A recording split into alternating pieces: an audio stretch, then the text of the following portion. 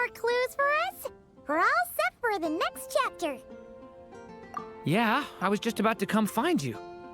Let's see what it says. Now sprout to life the story's seeds, stirred by wind-borne melodies. Then on that breeze the music leaves, fading into distant memories. Seek the place where wind and tale entwine, and once there, make 3 riddles into verse, and 3 melodies into song. For in poetry and song will this story start to blossom. Come on! Another riddle? All that talk about wind and melodies? What do you think the answer could be?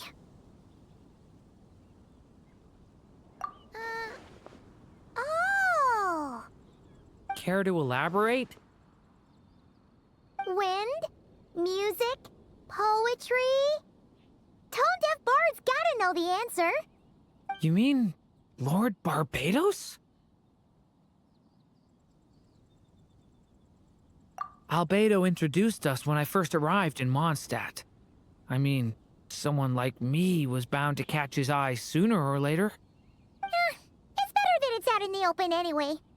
Now, how should we track him down?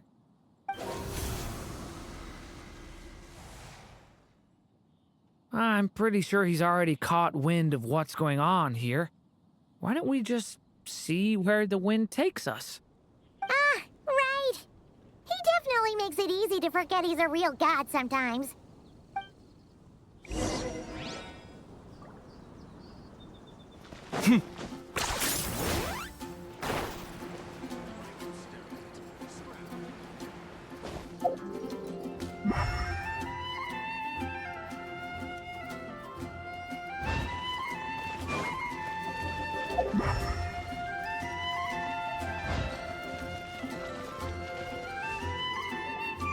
Traveler, Paimon! What a sight for sore eyes! Ah, and the little dragon from the fairy tale world. I heard your voices calling out to me on the wind. Something about needing help with a riddle? Sorry to disturb you, Lord Barbados. Disturb me? Not at all! To tell you the truth, I'm just as curious about this riddle as you are. Let me take a look.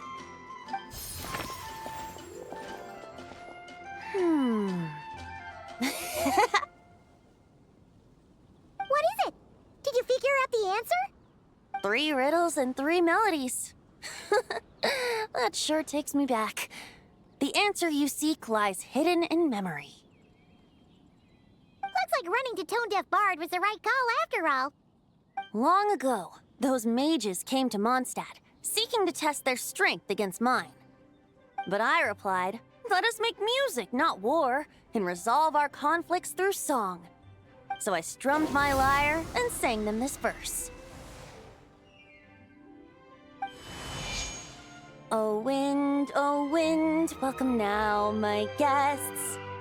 Pass through verdant leaves unseen, where shape your formless self may take, and offer up a graceful scene, a fleeting gift for welcome's sake. Leap at the edge of a sea of clouds, where land meets sky and sky meets ground. There frighten off the noisy crowds and bring my guests a calm profound. Fly beneath the stars up high, where mortal noise is swept aside, that my dear guests with starry eyes may share the dreams they hold inside. Now go to where I vowed to keep a quiet spot for them to sleep. No clash, no contest bars the way, just tea and mirth to fill the day. There you have it, the 3 melodies. As for the answers to those 3 riddles, I trust you can guess them by now. The woods, the edge of a cliff, and the sky? Correct! Funnily enough, your mother was also the first to solve it. all that time ago. There must be some kind of special rapport between those who write stories and those who sing them. The woods, a cliff, and the sky. Oh! So that's where it is! I suppose the spot that answer points to is where you're headed next. You should know, after solving my riddle, the mages even accepted my proposal and made that location their official meeting spot. And going by what your book is suggesting, once you found it, you might want to try playing the melody I just shared with you. Guess you can be pretty reliable when it counts, huh, great animal Archon? Thanks for the help, Lord Barbados. Still got questions for me, huh? Yeah, you must have read countless tales in your time, being a wandering bard and all. In your experience, why might an author consider a story unfinished? Unfinished? Well, I guess if there's something left to accomplish in the story, or, oh! If the last line goes, "To be continued." Huh? Wow, your helpfulness lasted for like 1 second. In all seriousness, I would think the answer to that question lies in your mother's story itself. It's not my place to pry any further. All right then, we should get going.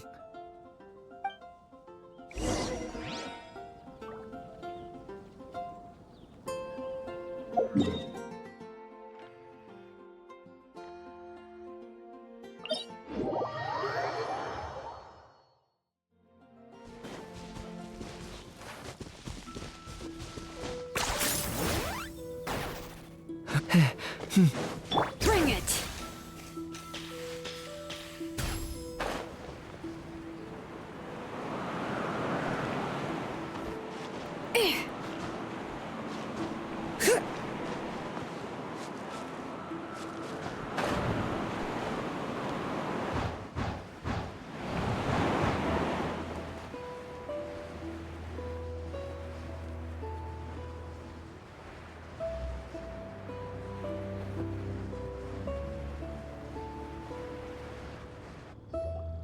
Okay, we're here!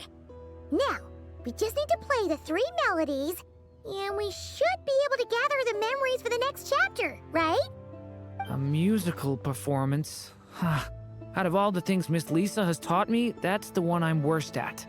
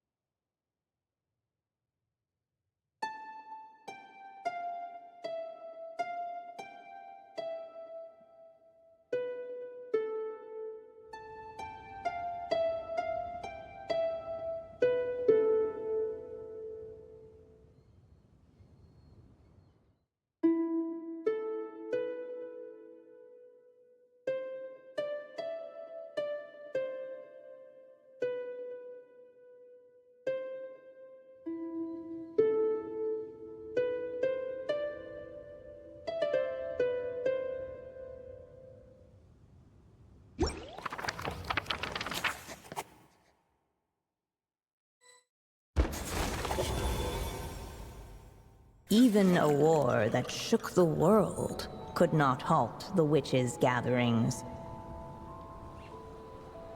Yet even so, with the passing of time, 3 of their teacups no longer came to be set. The witches did not linger long in sorrow, for the story witch had brought glad tidings of her own. Born was her dragon child, safe and sound. Her fellow witches offered up their blessings, eagerly debating how to celebrate the child's birth.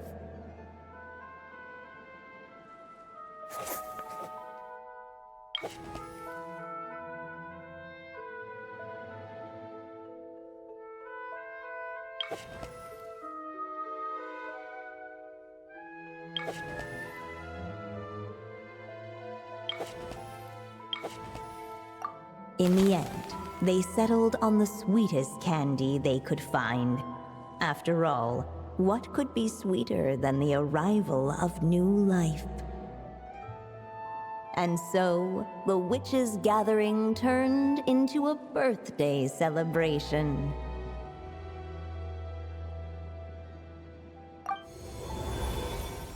So, we're back in the story world, huh? As if from nowhere, new guests appeared at the witches' table.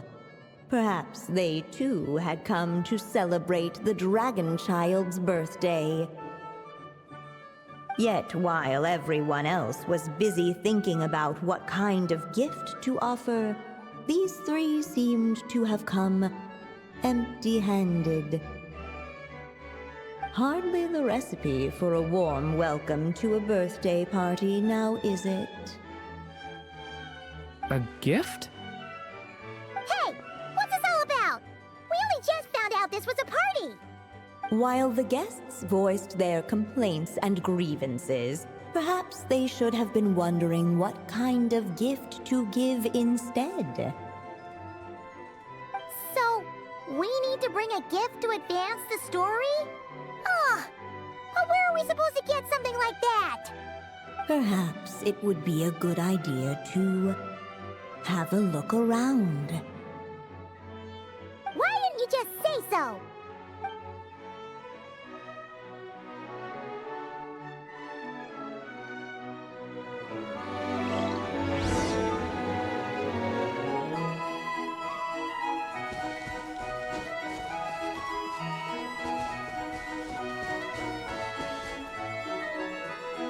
Hey, could we use these as gifts, maybe? At last, the guests found something to give the dragon child. Guess that's a yes then. Which one should we go for? Still, the guests wondered, what kind of gift might the little dragon really want? Should they put a warrior's sword in his hand and send him out on an unstoppable quest to save the world? Or perhaps a wandering hero's slingshot and the promise of a life of endless, uncharted adventure? Or maybe even a scholar's tome and the chance to take on all the world's unsolved mysteries. Okay. Wow. That's a lot of pressure all of a sudden. Oh yeah! Technically, we're actually picking a gift for you. So, which one would you prefer? You want me to choose? Wow, this feels kinda special. How come? For as long as I can remember, I've spent most of my time living in the stories my mother created.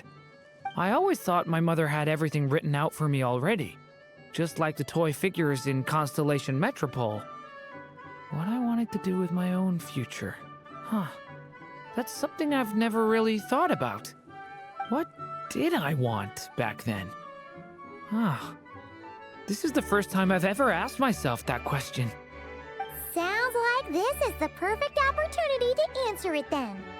It's been a while since you left Simulanka, and after everything that's happened, it might be about time to start thinking about your future. Then let me give it some thought.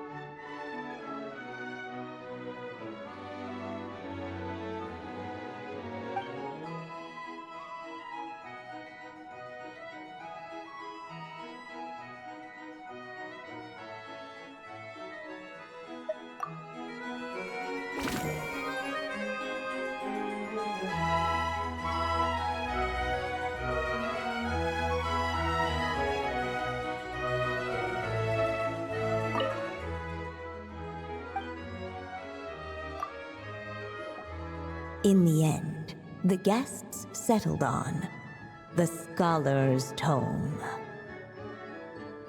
So you're the scholarly type, huh? I just feel like I should learn more about the way the world works. What makes you say that? I'll give you an example. Did you know that in Mondstadt, using fire to catch fish is a punishable offense? I thought she was just teaching me regular hunting techniques. It was only after Master Jean caught me and sent me to solitary confinement that I realized I'd misread the situation. So much of what's considered common knowledge in your world just wasn't in Simulanka. So I have to learn, or I'll keep causing trouble for everyone else. Paimon's not sure that counts as common knowledge.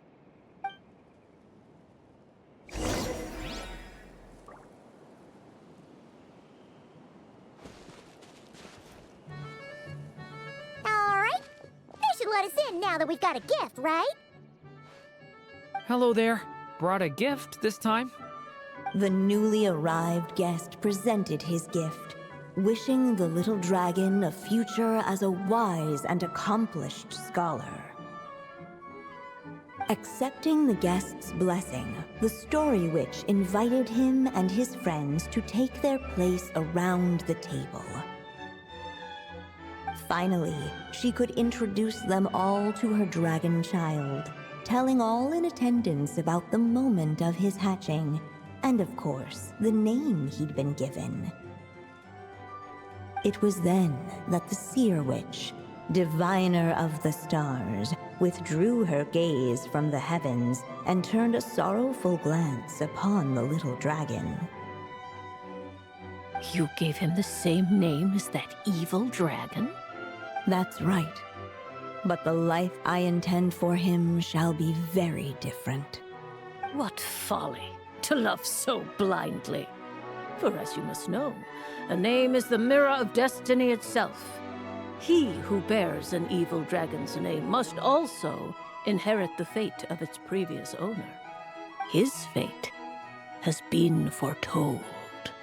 Then I'll rewrite it.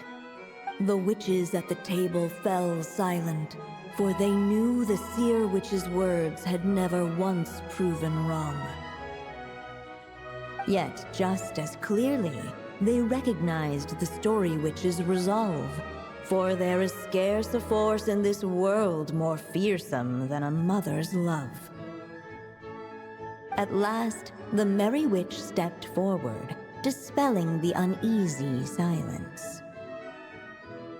So be it. Then we'll all lend a hand.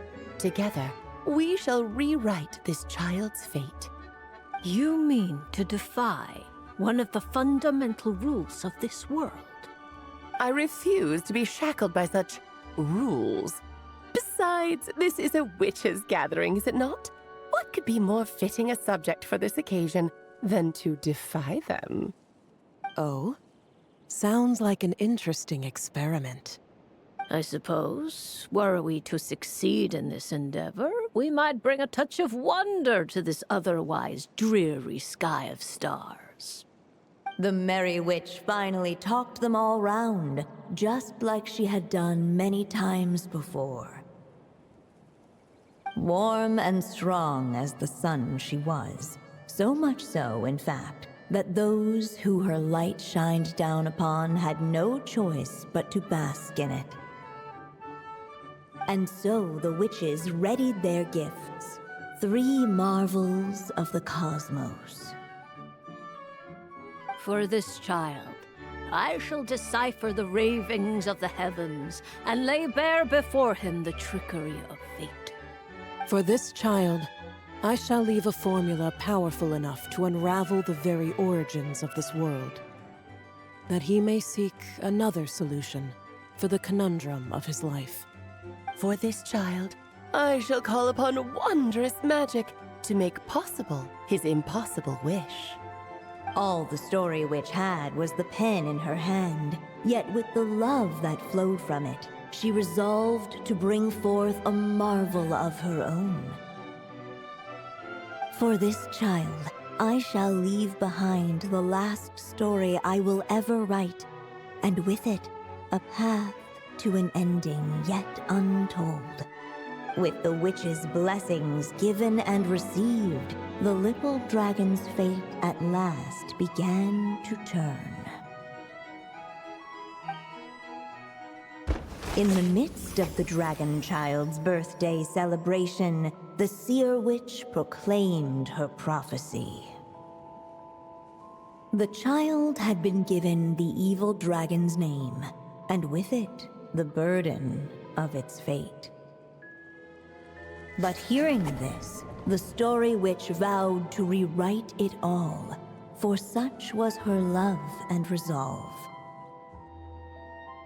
And so the other witches offered their gifts in turn, marvels as rare as any in the cosmos.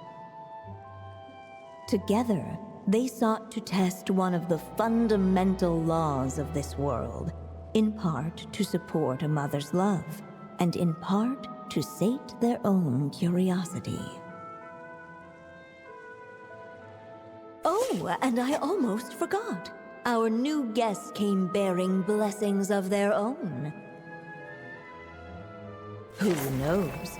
Perhaps this extra dash of wisdom might be all the little dragon needs to change his fate.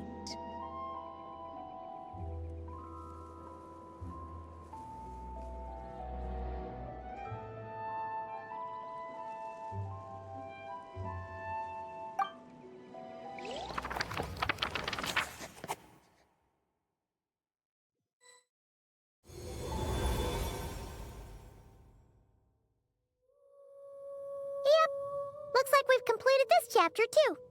Those witches in the story were the mages of the Hexen Circle, right? They sure seem to care a lot about you, Durin. But, Paimon kinda had trouble following their conversation. Just a bunch of mystery, as usual. The evil dragon's fate. Oh, is that what you're worried about? But didn't we already take care of that?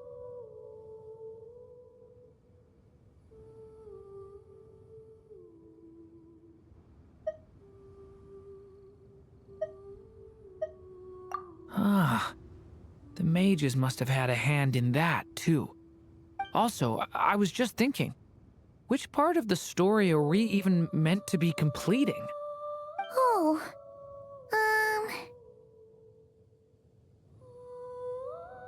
it feels less like we're filling in the gaps and more like we're adding something new altogether. But we use the ink, right? And the book hasn't given us any more clues, so that must mean our task is complete. At least for now. Yeah, I guess we're doing something right.